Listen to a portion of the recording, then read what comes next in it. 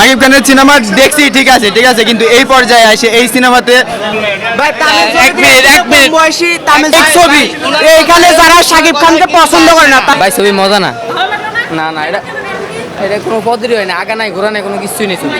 শাকিব খানের সিনেমা দেখছি, ঠিক আছে, কিন্তু এই পর্যায়ে এসে এই সিনেমাতে ডাইরেক্টরের কি করবো, যে ফালতু একটা ডাইরেক্টরই করছে।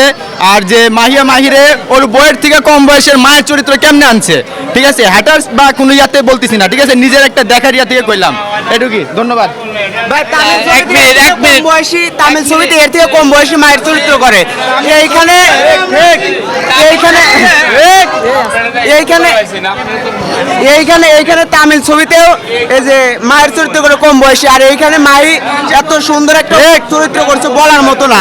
ও অমায়িক ছবি এইখানে যারা শাকিব খানকে পছন্দ করে না তারাই শুধু এই কথা বলে, আর তারা শুধু বলবে যে ছবি ভালো হয় নাই। কেন না, আপনি বলিউডে দেখেন শাহরুখ খানের সঙ্গে আপনার দীপিকা মা হয়, কিন্তু এইখানে মাহিয়া মা হয়েছে কেন? এদের মাথায় লাগবে। আমি মনে করি হিমেলার সব অনেক সুন্দর করে আর অনেকে আমার কথা শুনেন, অনেকে আমার কথা শুনেন, যাদের বইয়ের সঙ্গে, যাদের এক কথা বইয়ের সঙ্গে সম্পর্ক নেই, যারা সিনেমা বোঝে না, যাদের সিনেমার সম্পর্কে তাদের এক্সপিরিয়েন্স নাই, তারা বুঝবে না, ঠিক আছে। আমি কিন্তু সব দেশের ছবি দেখি মোটামুটি। এই ছবিটা আমি আমার অভিজ্ঞতা থেকে বলছি, মানে সাকিব আগে থেকে যেরকম অভিনয় করতো তার থেকে অনেক ডেভেলপ করছে। আমি গত ঈদে যেমন প্রিয়তমা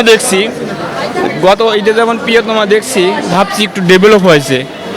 এই ছবিটা দেখলাম তার চেয়ে একটু ডেভেলপ হয়েছে, আমি ভাবছি এর চাইতে আরো ভালো ডেভেলপ হোক। আচ্ছা, প্রিয়তমার রেকর্ড কি রাজকুমার ভাঙতে পারবে না, প্রিয়তমার আমি বলি প্রিয়তমার সঙ্গে যে এই ছবির যে আসলে কম্পেয়ার করবে সে ভুল করবে, কারণ ওইটা একটা ধারার ছবি, এটা আর একটা ধারার ছবি, ঠিক আছে। আর যদি কেউ যদি বলে যে মাহিয়া মা হলো কেন, এটা একটা সে বোঝে না, আসলে না বুঝে একটা ছবিকে। হ্যাঁ, আমি শুধু যে শাকিব খানের জন্য বলছি, আসলে শাকিব খানকে উদ্দেশ্য করে না।